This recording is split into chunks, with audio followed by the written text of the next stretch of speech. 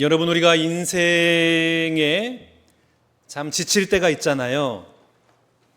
사람들에게 상처받고 또 일이 계획대로 풀리지 않고 뭔가 열심히 하긴 했는데 막상 주어진 열매가 없을 때에 마음 한구석이 쪼그라드는 듯한 그런 기분, 심지어는 하나님이 나를 잊으신 건 아닐까 하는 그런 순간들이 우리에게 찾아오잖아요.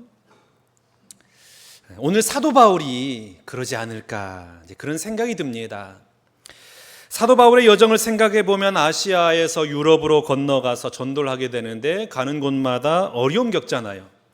빌립보에서는 매를 맞고 감옥에 갇히고, 데살로니가에서는 폭력배들이 나타나서 때리고, 베레아까지 따라가서 전도를 방해하고, 혼자 아테네로 피신 가듯이 그렇게 가서 복음을 증거했는데 복음의 열매는 눈에 보이는 것 같지 않고, 아마 매우 씁쓸한 마음으로 좌절감에 빠진 상태에 들어가지 않았을까, 그런 생각을 하게 됩니다. 그리고 고린도에 들어간 거예요. 고린도가 어떤 도시냐면, 고린도는 당시에 로마 다음으로 큰 도시입니다. 그와 동시에 큰 도시다 보니까 쾌락과 향락의 도시이기도 했어요. 이 도시 사람들 자체가 지적으로는 아주 매우 뛰어난, 스스로 자부하고 있는 아주 교만한 사람들이었고, 그리고 온갖 향락과 부패를 일삼으면서 부도덕한 삶을 살아가는 사람들이 바로 이제 고린도 사람들이었죠. 그래서 헬라어로 당시에 코린티아조마이라는 단어가 있었는데, 이 단어의 의미가 뭐냐면 고린도 사람스럽다, 이런 의미예요. 참 저 사람은 고린도 사람스럽다.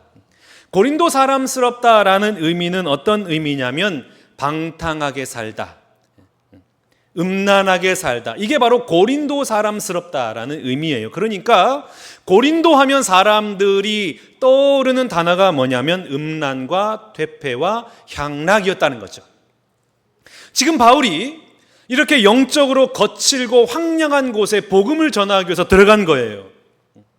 그러니까 그 도시를 접하면서 바울의 심리가 얼마나 억눌렸을까요? 이때 당시에 바울의 심리 상태를 잘 설명해 주고 있는 곳이 고린도전서 2장 3절 말씀입니다. 한번 봐볼까요? 내가 너희 가운데 거할 때 약하고 두려워하고 심히 떨었노라. 도대체 내가 가지고 있는 이 복음으로 이 부패하고 향락에 빠져있는 이 완악한 자들 가운데 과연 사역을 할 수 있을까? 복음이 증거될 수 있을까? 변화될 수 있을까? 두렵고 약하고 심히 떤 거예요. 도무지 가늠이 되지 않는 거죠. 그런데 오늘 우리가 읽은 본문 말씀 마지막 절이 어떻게 끝납니까? 11절 말씀 한번 보겠습니다. 1년 6개월을 머물며 그들 가운데서 하나님의 말씀을 가르치니라. 단 한순간도 머무르지 못할 정도로 두렵고 떨립고 연약한 상황 가운데 놓여져 있는데 무려 1년 6개월 동안을 고린도에 머물렀다 그럽니다. 바울이 고린도보다 더 오래 머물면서 사역했던 것은 에베소가 유일한데 3년 머물렀어요. 그 다음으로 고린도에서 1년 6개월 동안 머물면서 복음 사역을 감당한 거예요. 자, 무엇 때문에? 그렇게 힘들고 연약하고 두렵고 떨리는 그 도시 가운데 1년 6개월 동안 바울이 사역을 할 수 있었을까? 그 비결을 오늘 본문 말씀이 우리에게 소개시켜주고 있습니다. 첫 번째, 동역자를 통해 숨결을 불어넣으신 하나님이세요. 1절과 2절 말씀 봐보겠습니다. 그 후에 바울이 아덴을 떠나 고린도에 이르러 아굴라라 하는 본도에서 난 유대인 한 사람을 만나니 글라우디오가 모든 유대인을 명하여 로마에서 떠나라 한 고로 그가 그 아내 브리스길라와 함께 이달리아로부터 새로 온지라 바울이 그들에게 갔더라. 하나님은 심신이 지칠 대로 지친 사도 바울을 그냥 내버려 두지 않고 친히 그 마음에 하나님의 숨결을 불어넣으시면서 회복시키시는데, 그 하나님의 숨결을 불어넣으시는 방법이 뭐냐면 동역자를 만나게 하신 거였습니다. 그 동역자가 누구였냐면 아굴라와 브리스길라 부부였던 거죠. 자, 이들이 어떻게 만나게 됐을까요? 사도 바울이 고린도에 들어갔는데 바울에게 집을 제공해 주는 것도 없고 음식을 주는 사람도 없어요. 환대해 주는 사람도 없어요. 그러다 보니까 천상 바울이 스스로 일을 하면서 거기서 생계를 유지하면서 복음을 증거할 수밖에 없는 거예요. 직업을 가져야 됐단 말이죠. 바울이 할 수 있었던 일은 천막 만드는 일이었는데 유대인들의 전통에 따르면 랍비들은 말씀을 전하는 사명을 제대로 수행하기 위해서 자신만의 한 가지 기술을 터득해야만 했습니다. 그러니까 바울이 가지고 있었던 그 기술이 뭐였냐면 천막 만드는 일이었어요. 그래서 시장에 들어갔다가 천막집이 있어서 들어갔는데 거기에서 아굴라와 브리스길라 부부를 만난 거죠. 바울이 계획하고 의도해서 시작된 일이 아니에요. 어쩔 수 없어서 선택한 길이죠. 그런데 그 어쩔 수 없어서 선택한 그 선택이 하나님의 숨결을 경험하게 하는 은혜의 통로가 된 겁니다. 아굴라와 브리스길라는 어떻게 고린도에서 천막을 만들고 있었을까요? 원래는 이분들이 로마에서 잘 살았어요. 그런데 로마의 유대인들 사이에 소동이 일어나다 보니까 이때 글라우디오 총독이 모든 유대인들의 재산을 몰수해요. 그리고 다 추방시킵니다. 그래서 아굴라와 브리스길라 부부는 어쩔 수 없이 쫓겨난 거예요. 도망가듯이 쫓겨나서 도착한 곳이 고린도입니다. 그러니까 이 부부에게 있어서 고린도는 상처의 도시고 원망의 도시고 억울함의 도시죠. 이 도시만 생각하면 그냥 화가 나는 거예요. 우리가 왜 이 도시에 살아만 하는가? 그런데 그런 원망의 도시 고린도에서 누구를 만난 거예요? 하나님의 위대한 복음의 사역자 사도 바울을 만나게 된 거죠.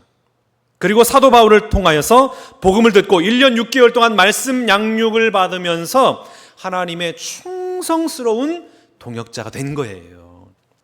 이들이 얼마나 충성스러운 동역자가 되었는지를 바울이 이렇게 말을 하고 있습니다. 로마서 16장 3절 4절입니다. 너희는 그리스도 예수 안에서 나의 동역자들인 브리스가와 아굴라에게 문안하라. 그들은 내 목숨을 위하여 자기들의 목까지도 내어놓았나니 나뿐 아니라 이방인의 모든 교회도 그들에게 감사하느니라. 아멘. 얼마나 충성됐는지 자신들의 목숨을 내어놓는 거예요. 사도 바울을 위해서라면 자신들의 목숨을 내어놓고 하나님의 몸된 교회를 위해서라면 자신들의 목숨을 내어놓는 아주 충성된 일꾼이 된 거예요. 그러다 보니까 사도 바울에게뿐만 아니라 온 교회의 사람들이 감동한 거예요. 아굴라와 브리스길라가 가는 곳마다 막 감동한 거예요. 여러분, 이 아굴라와 브리스길라는 로마에서 쫓겨나서 억울했어요. 매우 억울해요. 기분이 안 좋아요. 고린도는 상처의 도시고 절망과 눈물의 도시예요. 감정이 안 좋아요. 고린도는 지긋지긋하고 싫어요. 하루빨리 도망치고 싶은 그런 도시였어요. 그런데 하나님의 섭리 안에서 이들의 인생을 들여다보니까 이것보다 더 감사하고 이것보다 더 은혜로운 도시는 없었던 거예요. 오늘 예배하는 여러분, 혹시 무엇 때문에 지치셨습니까? 무엇 때문에 상처 입고, 무엇 때문에 힘들고, 무엇 때문에 의기소침해 있나요? 우리들의 가장 큰 문제는 뭐냐면 내게 주어진 상황과 환경이 아니에요. 그 주어진 상황과 환경을 그저 내 눈에 보이는 대로, 내 귀에 들리는 대로 판단하는 것, 이게 제일 문제입니다. 무엇이 잘된 일이고 무엇이 안 된 일일까요? 내게 있어서 잘된 일은 무엇이고 잘 안 된 일은 무엇입니까? 그 판단의 근거가 뭐예요? 우리가 정말 두려워해야 될 것은 뭐냐면 암울한 현실이나 절망적인 환경이 아닙니다. 그 모든 것 속에서도 여전히 놀라운 하나님의 섭리가 작동되고 있음을 믿지 못하는 나의 믿음 없음이에요. 나를 향한 놀라운 하나님의 뜻을 깨닫기 위해서 기도하지도 않아요. 이게 과연 하나님의 뜻이 어디 있는가 물어보지도 않아요. 그런 영적 나태함, 영적 무감각으로 살아가는 이 나의 믿음 없음이 가장 두려워해야 될 것이십니다. 여러분, 우리가 교회에 오실 때에 여러 가지 마음을 가지고 오셨을 거예요. 어떤 사람은 사도 바울과 같이 아굴라와 브리스길라와 같이 쫓기면서 상처받고 좌절하고 절망하면서 이 자리에 오신 분이 계실 겁니다. 내가 오고 싶어서 온 게 아니에요. 어쩔 수 없이 갈 곳이 없어서 이곳에 온 분도 있을 거예요. 또한 내가 이곳을 떠나지 못해서 그냥 여기라도 있어야지, 억울해서 이 자리에 남아있는 분도 있을지 모르겠어요. 아내의 그 시달림에 못 이겨서 온다거나 부모의 강압에서 온다거나 내가 도무지 갈 곳이 없어서 그냥 밀려오듯이 이곳에 온 분들도 계실 겁니다. 그런데 여러분, 오늘 우리가 이렇게 신광교에서 함께 예배하는 것은 하나님의 부르심의 결과고 하나님의 섭리의 결과임을 믿습니다. 하나님께서 우리를 만나게 하셨고 하나님께서 우리를 동역자로 불러주셨고 하나님께서 우리를 한 몸 되게 하신 거예요. 하나님께서 이끌어 주신 거예요. 그 이유가 어디에 있을까요? 믿음의 동역자로 함께 있게 하신 이유는 서로에게 하나님의 숨결을 느끼게 하기 위함입니다. 그냥 내가 온 게 아니에요. 여러분의 말 한마디, 따뜻한 표정, 도움의 손길 하나하나를 통하여 우리 하나님은 서로를 위로하고 격려하고 세워질 원하세요. 그래서 부르신 거예요. 모이게 하신 거예요. 여러분, 하나님께서 우리를 이곳에 보내신 그 목적에 맞는 위로의 사역자들이 되시기를 바랍니다. 이 위대한 하나님의 부르심 앞에 아멘 하면서 하나님의 동역자로 우뚝 세워져 나가는 또 여러분 모두가 다 되시기를 주님의 이름으로 축복합니다. 자, 두 번째, 뜻밖의 선물을 통해 숨결을 보여주신 하나님이에요. 8절 말씀 봐보겠습니다. 또 회당장 그리스보가 온 집안과 더불어 주를 믿으며 수많은 고린도 사람도 듣고 믿어 세례를 받더라. 우리가 일을 할 때에 참 맥이 빠지는 경우가 있죠. 그때가 언제일까요? 내가 좋은 일을 했음에도 불구하고 칭찬과 격려는 없고 비난과 욕설만 들을 때가 있어요. 그리고 가장 가까운 동료가 원수처럼 적대시해 오는 때가 있죠. 그때 참 맥이 빠지고 참 힘이 쭉 빠질 때가 있죠. 이런 경험을 한 이 성경에 인물이 있는데 그 대표적인 사람이 다윗입니다. 다윗이 이 마음을 너무나 잘 알아요. 그래서 그 마음을 이렇게 기록하고 있는데 시편 55편 12절 말씀입니다.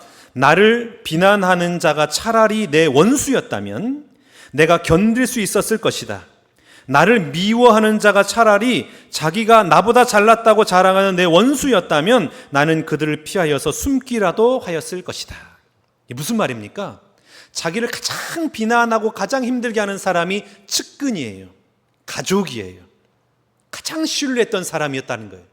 그러니까 마음이 무너지는 거죠. 여러분, 바울의 이 사역은 하나님의 사역이죠. 만민을 구원하기 위한 하나님의 일입니다. 그러니까 이 일은 매우 중요한 일이에요.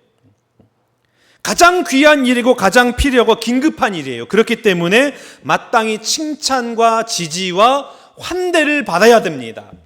그러나 바울의 그 전도 사역직 가운데는 항상 반대와 비난과 핍박에 직면할 뿐만 아니라 반대파의 주동 인물이 누구였냐면 언제 어디서나 자신의 동료였던 유대인이었던 거예요. 가장 가까운 동지여야 할 그들이 언제나 가장 무서운 적으로 자신에게 도전해 오는 거예요. 그러니까 바울이 너무나 무너지죠. 너무나 힘들어요. 이때 하나님이 바울에게 힘을 불어넣으시죠. 하나님의 숨결을 불어넣으세요. 그 하나님의 숨결을 불어넣으신 건 뭐냐면 의도와 생각하지 않았던 뜻밖의 선물을 주십니다. 회당장 그리스보가 예수님을 믿고 그 집안 전체가 예수를 믿게 돼요. 회당의 장이 믿게 된 거죠. 그리고 이로 말미암아 많은 고린도 사람들이 세례를 받게 됩니다. 뜻밖의 일이 일어난 거예요. 여러분, 우리가 지칠 때에 가장 힘이 되는 게 뭔가요? 내가 하는 일이 헛되지 않다는 것을 확인할 때죠.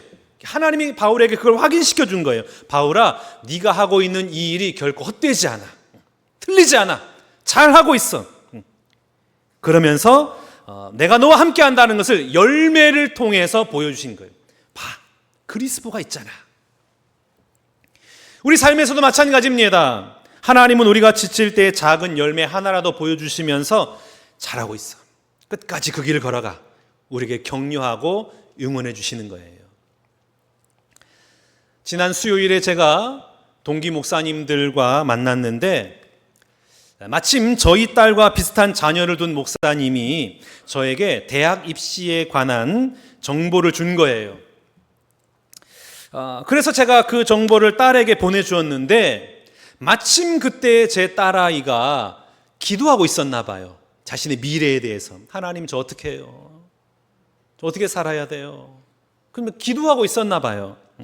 그런데 그 순간 저에게서 연락이 온 거예요. 딱 보니까 대학 입시 정보가 있는 거죠. 깜짝 놀라면서 감사하면서, 야, 하나님이 내 기도를 들으시고 계시는구나, 이렇게 믿게 됐다라는 거예요. 그래, 너무나 감사하면서 그 감사하니까 눈물이 그렇게 나더래요. 그렇게 눈물을 펑펑 흘리면서 저에게 아빠가 뒤에서 자신을 이렇게 생각하면서 챙기고 있는 줄 몰랐다면서 너무나 감사하다고, 고맙다고, 사랑한다고, 저에게 사랑해, 이렇게 보낸 거예요.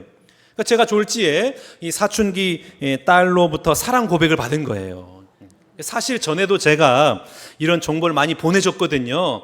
그때는 본 척도 안 하고 읽은 줄도 모를 정도로 그렇게 그냥 이렇게 버려버렸는데, 이렇게 너무나 감동하니까 오히려 제가 좀 당황스럽더라고요. 얘가 왜 이러지?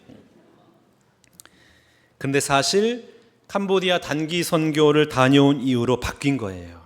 생각이 바뀌고 태도가 바뀌고 얼굴 표정이 바뀐 거예요.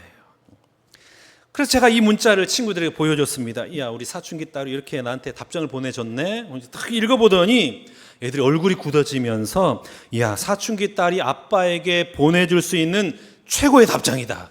너무 부러워하는 거예요. 그러면서 자기 딸도 캄보디아 좀 보내주면 안 되겠냐고 이제 저에게 묻더라고요. 사실 제가 요 한 주간 매우 힘들었어요.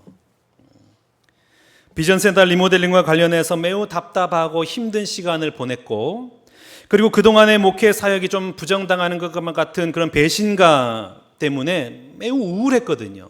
정말 침체되어 있었는데 하나님께서 이 딸을 통해서 뜻밖의 선물을 보내셔서 위로하신 거예요. 괜찮아, 다 털고 일어나, 너 잘하고 있어. 하나님이 좀 위로하시는 거예요. 그래서 그 위로의 하나님의 숨결을 느끼면서 제가 다시 강단에 이렇게 서게 되었습니다. 여러분, 우리에게도 종종 고린도의 밤이 찾아옵니다. 사업은 부진하고, 직장을 잃고, 가정이 흔들리고, 건강마저 잃게 되는 초조와 불안과 염려와 근심과 절망이 쌓여지는 때가 찾아와요. 그런데 우리가 반드시 그때 기억해야 될 것은 무엇이냐면, 우리 하나님께서는 뜻밖의 선물인 그리스도를 준비하고 계신다는 것입니다. 여러분, 하나님은 오늘도 우리를 위로하고 격려하고 계세요. 괜찮아, 잘하고 있어.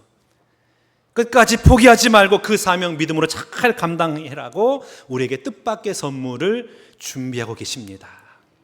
그러니 여러분, 고린도의 밤을 지날 때에 그리스도 선물을 준비하고 계시는 그 하나님을 기대하며 믿음으로 절대 포기하지 말고, 도망치지 말고, 주저앉지 말고 눈을 들어 하나님을 바라보며 여러분에게 허락된 그 삶을 믿음으로 살아내시기를 주님의 이름으로 축복합니다. 세 번째, 말씀으로 직접 숨결을 불어넣으신 하나님입니다. 9절과 10절 말씀 보겠습니다. 밤에 주께서 환상 가운데 바울에게 말씀하시되 두려워하지 말며 침묵하지 말고 말하라.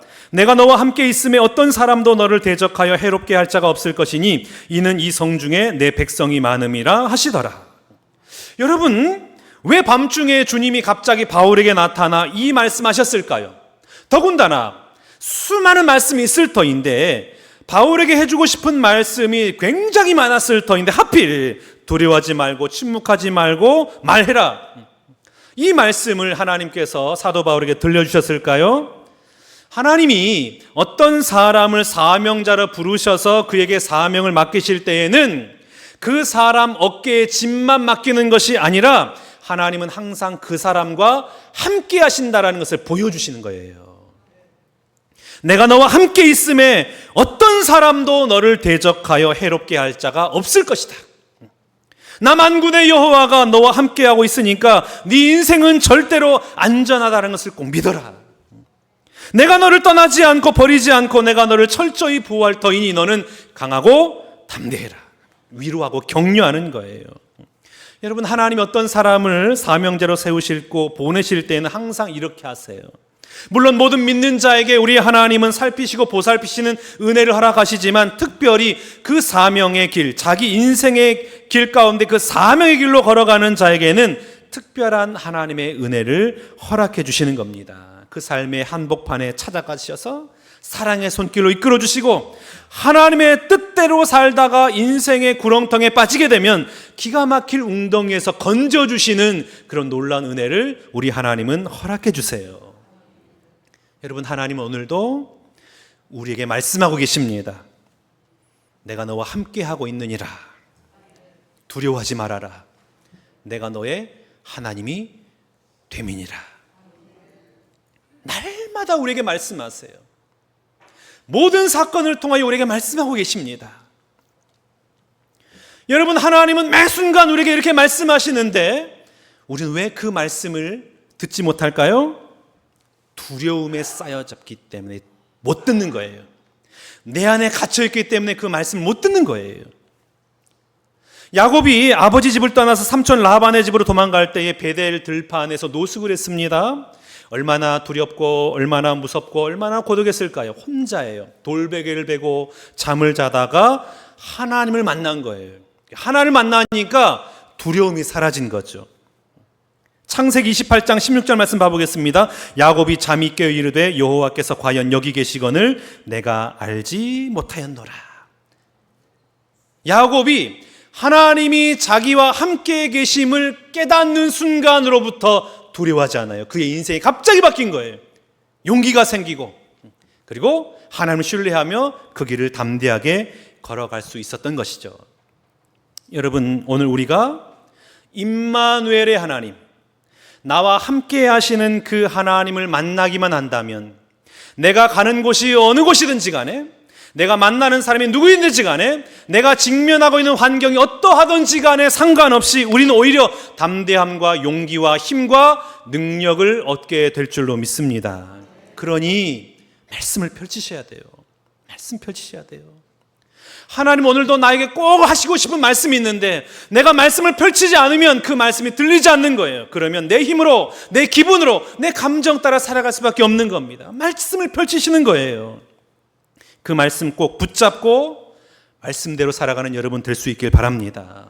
사도 바울이 주님이 나와 함께 하신다는 그 말씀을 들으니까 그 척박한 땅에서도 1년 6개월 동안 고린도에 머물면서 엄청난 복음의 열매를 맺게 되지 않습니까? 오늘 우리에게도 두려워하지 말라. 내가 너와 함께 합니다. 이렇게 말씀하시는 하나님의 음성을 듣고 넘어짐의 자리, 실패의 자리, 낙담의 자리, 눈물의 자리 박차하고 일어나서 다시금 하나님께서 이끌어 가시는 그 사명의 자리에 들어가 하나님의 사람으로 우뚝 서나가는 여러분 될 수 있길 바랍니다. 사랑하는 우리 신광의 성도 여러분, 우리도 이 땅을 살아갈 때면 바울처럼 지치고 힘들고 주저앉아 버리고 포기하고 싶을 때가 반드시 찾아옵니다. 하지만 우리 하나님은 오늘도 지친 우리의 마음에 조용히 숨결을 불어넣으세요. 그 숨결은 누군가를 보내셔서 함께 걷게 하시고 열매를 보여주시면서 우리가 잘하고 있다고 격려하고 위로하시면서 그리고 직접 말씀도 하시면서 다시 일어날 힘을 우리 가운데 공급해 주십니다. 오늘도 우리 곁에 친히 찾아오셔서 끊임없이 내 안에 생명의 숨결을 불어넣어 주시는 그 놀라운 하나님의 은혜를 경험하며 이 땅을 믿음으로 살아가는 저와 여러분 모두가 다 되시기를 주님의 이름으로 축원합니다.